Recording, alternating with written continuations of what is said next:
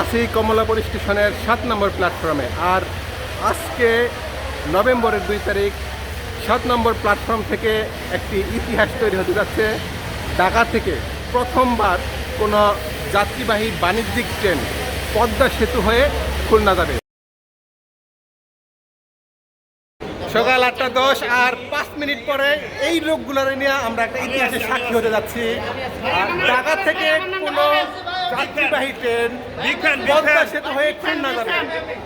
এই ইতিহাসের সাক্ষী হওয়ার জন্য অসংখ্য রেল ফ্যান, তারপরে বিভিন্ন গ্রুপ অ্যাডমিন, মানে এতগুলো রেল ফ্যান, এতগুলো পরিচিত মানুষ আগে কোনোদিন এক ট্রেনে পাই নাই। সকাল 8:15 একদম কাটায় কাটায় রাইট টাইমে 726 নাম্বার সুন্দরবন এক্সপ্রেস ঢাকা ছাড়লো। কিন্তু আজকে ট্রেন যাচ্ছে এই নারায়ণগঞ্জের দিকে। গত 20টি বছর ঢাকা থেকে যে ট্রেনটা বিমানবন্দর যমুনা সেতু হয়ে গেছে, আজকে এই ট্রেন যাবে পদ্মা সেতু হয়ে।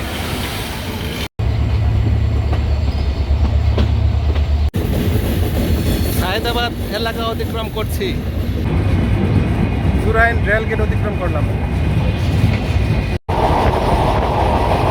রেলের এলিভেটেড ওয়ে অতিক্রম করতেছি আমরা। অল্প সময় আগে পাগলা রেল স্টেশন পার হয়ে আসছি, বাম পাশে ফতুল্লা, এবং অল্প কিছুক্ষণের মধ্যেই আমরা বুড়িগঙ্গা রেল সেতুতে উঠব। এলিভেটের মধ্যে প্রচণ্ড প্রচণ্ড সাউন্ড, কথা শোনা যাচ্ছিল না, এত সাউন্ড আমি চিন্তা করি নাই। আমার সামনে যতগুলো জানালা আছে সবগুলো জানালাতে বিভিন্ন রেল ট্রেনদের মোবাইল ফোন বেরিয়ে আছে। নারায়ণগঞ্জ থেকে এখন বাম পাশে ফতুল্লা স্টেশন।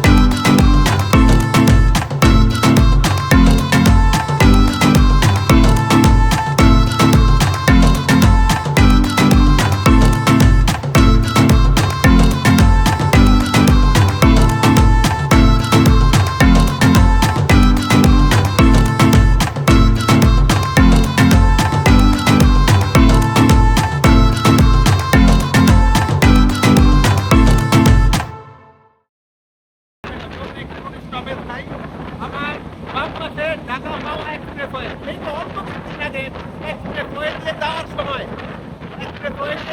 কিন্তু আমার ডান পাশে রেলের কমিশন হবে, আর রেল লাইন দিয়ে সারাই করে চলে যাবে। আর এখন রেল লাইন থেকে মাওয়া এক্সপ্রেসওয়ে ট্রেনের গতি এখন 90 থেকে 95 কিলোমিটার প্রতি ঘন্টায়।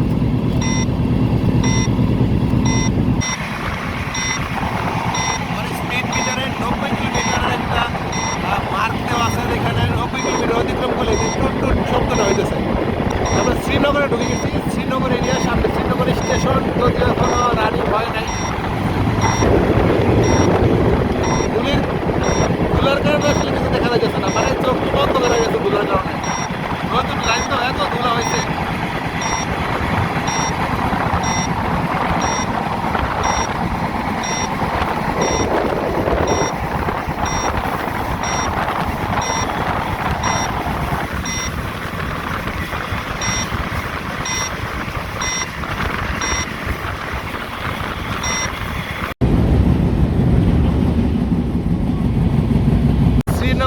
স্টেশন স্টেশন এখন চালু হয় নাই, লোকাল ট্রেনগুলো হয়তো এখানে থাকবে।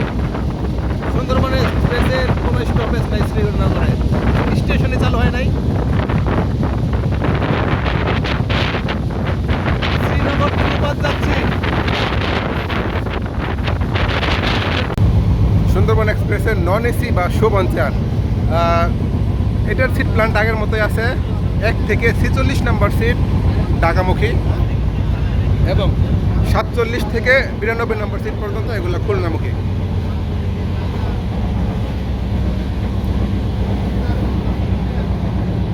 ট্রেনে আছে যাত্রী কম কিন্তু রেল ফ্যান বেশি। দেখি নাই মাওয়া স্টেশন পার হয়ে গেছে, অল্প সময়ের মধ্যে সেতুতে প্রবেশ করব। আর মাওয়ায় কোনো স্টেশন এখন নাই, তাই স্টপেজ।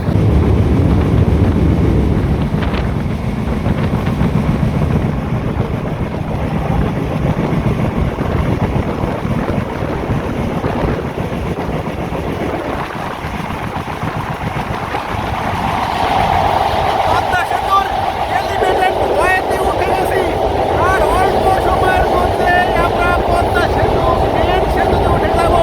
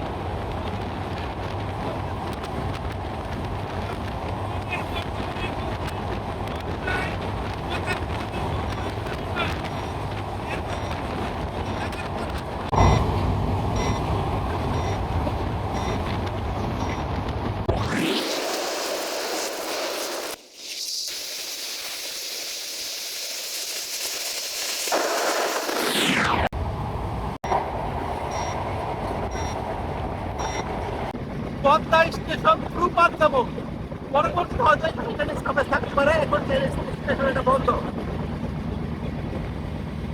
আমরা এখন পদ্মা স্টেশন থ্রু পার যাচ্ছি। শিবচর স্টেশন, শিবচর স্টেশনে থ্রু পার যাচ্ছি। হয়তো কোনো সময় এখানে ট্রেন থামবে, ওইভাবে প্রস্তুত করা আছে।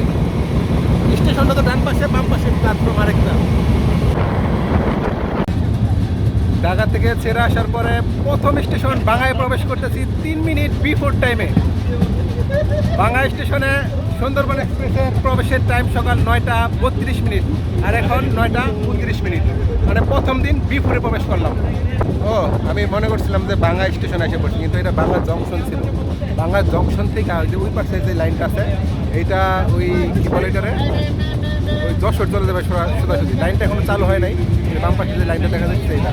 বাঙ্গা জংশনের পরে বাঙ্গা স্টেশনের আগে বাম দিকে যে লাইনটা চলে গেল, এইটা দিয়ে কিন্তু মূলত ওই পরবর্তীতে ট্রেনগুলার সময় কমাবে।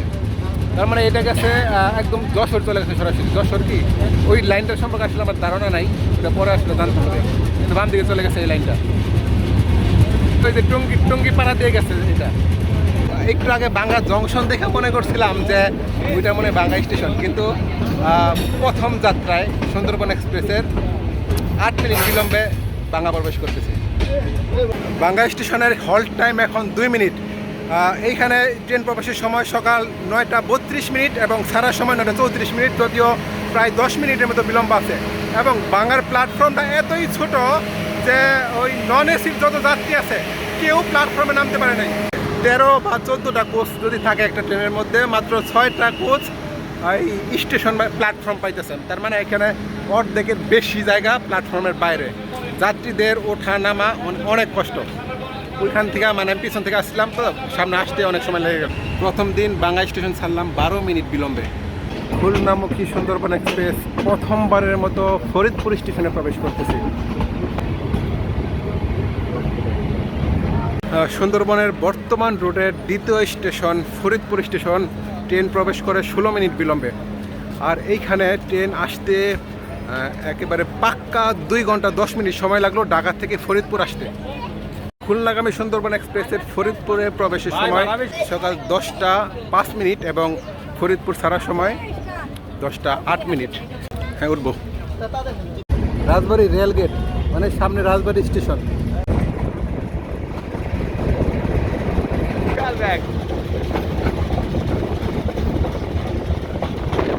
আমরা এখন 20 মিনিট বিলম্বে পাঁচুরিয়া জংশন থ্রু পাস যাচ্ছি।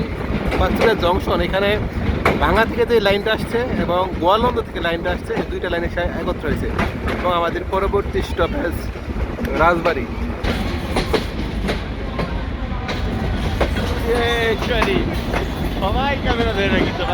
হ্যালো রাজবাড়ী।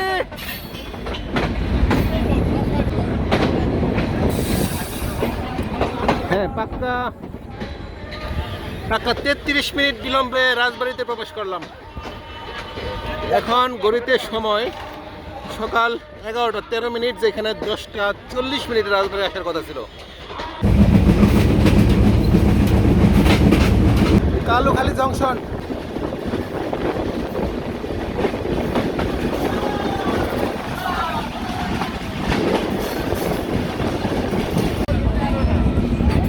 স্টেশন পার হয়ে কুষ্টিয়া কোর্টে প্রবেশ করবো, কারণ এই ট্রেনের স্টপেজ শুধু কুষ্টিয়া কোর্টে দেওয়া আছে। আর এই দিক দিয়া যেহেতু দিনের আলোয় প্রথম কোনো যাত্রীবাহী ট্রেন কুষ্টিয়াতে প্রবেশ করতেছে পদ্মা সেতু, মানে ঢাকা থেকে এসে কুষ্টিয়াতে। হ্যাঁ, প্রথম দিনে 35 মিনিট বিলম্বে কুষ্টিয়া কোর্ট ছাড়লাম। মানে পিছনের অনেকগুলো কোচ একবারে স্টেশনের বাইরে ছিল, মাত্র এই স্টেশনের প্ল্যাটফর্মটা পারে। সামনের অল্প কয়েকটা কোচ আছে যেগুলো শুধু প্ল্যাটফর্ম পায়, পিছনে পায় না। এগুলো তো এত বড় ট্রেন মনে হয় আগে কখনো এদিকে আসছে কিনা আমি জানি না। আর আমাদের পরবর্তী স্টপেজ পুরাদহতে, এখানে 35 মিনিট বিলম্ব। খুলনা পৌঁছতে কয়টা বাজে পৌঁছতে না, অন্যান্য রোডগুলোতে এই রোডে মানে ক্রসিং ছিল না, তারপরও 35 মিনিট বিলম্ব। পুরাদহ স্টেশন ছাড়লাম দুপুর 12টা 42 মিনিটে, যেখানে এই স্টেশন ছিল 12টা 20 মিনিটে। এখানে 22 মিনিট বিলম্বে ট্রেন ছাড়লো। ওদিকে প্রায় 30-35 মিনিটের মতো বিলম্ব হয়ে গেছিলো, এখানে কিছুটা বিলম্ব কমানো গেছে। আর এই তো ডান পাশ থেকে এসে আমাদের আগের পুরাতন লাইনটা মিলিত হয়েছে। এই মুহূর্তে আমাদের নতুন সেকশনের লাইন শেষে পুরাতন সেকশনে ঢুকে গেল।